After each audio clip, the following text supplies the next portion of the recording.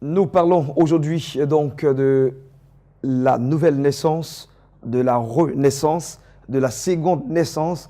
En tout cas, ça reste toujours de parler de naissance. Bonjour à vous, Bonjour, révérend pasteur Victor Kwasi. Bonjour Blessing. Alors, on est très heureux de vous avoir ici en plateau. Moi aussi, je suis là. Je suis content d'être là. D'accord. Alors, la renaissance, ce n'est pas mourir, ce n'est pas être revenant. Hein. Non, non, pas du tout. Pas du tout. Aujourd'hui, ce qui me pousse à parler de ça, c'est qu'il y a quelqu'un qui m'a posé cette question.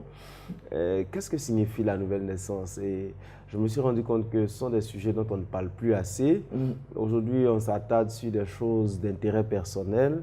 Mais même si la nouvelle naissance est une chose d'intérêt personnel, mais les gens aujourd'hui négligent beaucoup cet aspect de la vie chrétienne qui est le socle même de notre vie chrétienne.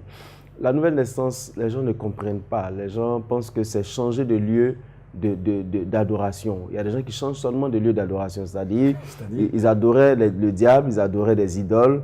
Bon, là-bas, ils ont vu que là-bas, ça n'a rien apporté. On leur a dit qu'il y a un autre endroit où on peut adorer quelque chose d'autre. Donc, ils changent de lieu d'adoration et ils viennent avec les mêmes intentions, avec la même culture, avec la même personnalité, sans vouloir être soumis aux principes du royaume. Et c'est pourquoi la Bible dit, celui qui n'est né d'eau et d'esprit ne peut voir le royaume des cieux, ou bien le royaume de Dieu. Alors, pour comprendre, pour faire simple, la nouvelle naissance, c'est le fait de quitter totalement, de se séparer, je dirais, corps, âme, esprit, de son ancienne vie, pour avoir une nouvelle vie. Je dirais pour renaître dans une nouvelle vie, dans un autre royaume. Et ce processus, enfin, ce détachement, donc, nous met dans un processus de transformation. Parce que la nouvelle naissance, ça ne signifie pas une transformation immédiate de celui que nous sommes.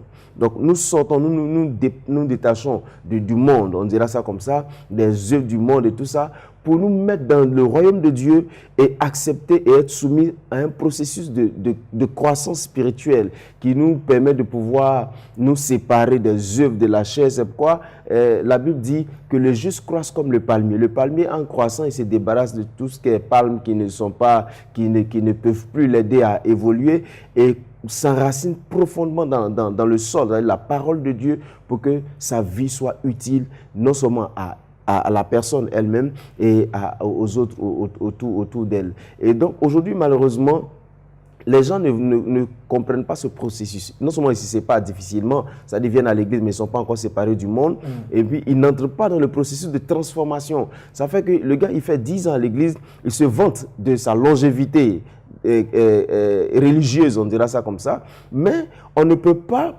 dans sa vie détecter une transformation spirituelle et divine parce que malheureusement il est venu à l'église, c'est-à-dire il a changé de lieu d'adoration, mais il n'a pas accepté Jésus-Christ dans son cœur, il n'a pas accepté véritablement le Seigneur. Aujourd'hui, c'est rare de voir des chrétiens qui comprennent véritablement la nouvelle naissance.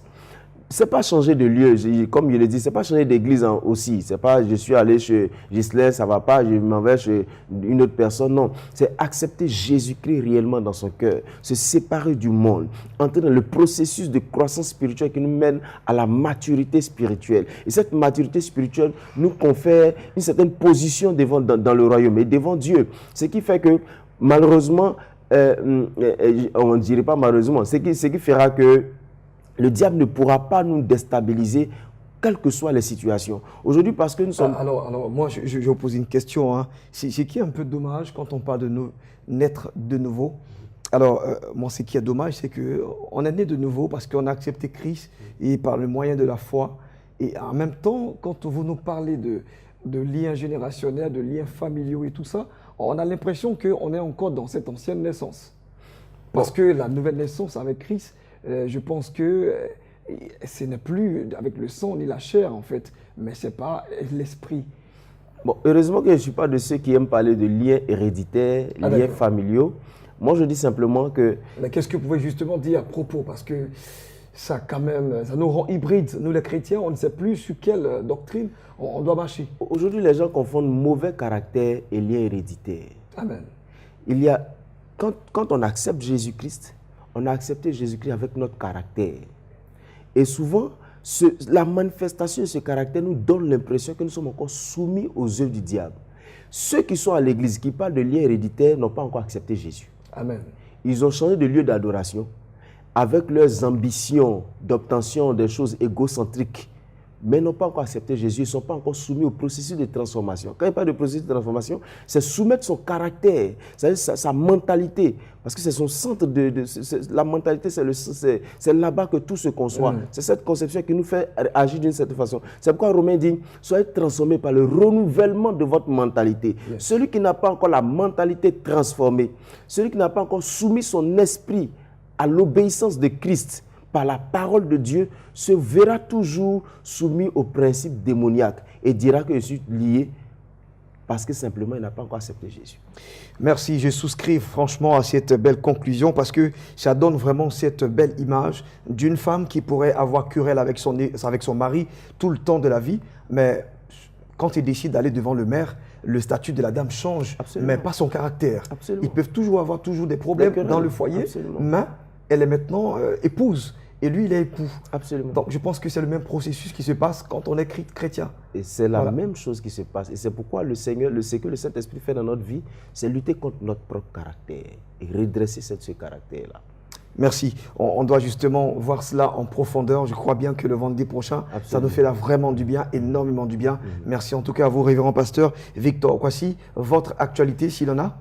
L'actualité, c'est inviter nos frères à suivre comme d'habitude, du lundi au vendredi à 5h30 du matin, l'émission Prier sans cesse, ce programme de prière et d'édification spirituelle pour posséder sa journée. C'est une émission qu'on ne doit pas rater parce que rater cette émission, c'est bouleverser sa journée.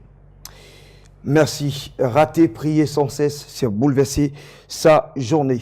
On va maintenant partir pour la deuxième partie de ce magazine. Et cette partie est consacrée exclusivement à nos invités. À toutes.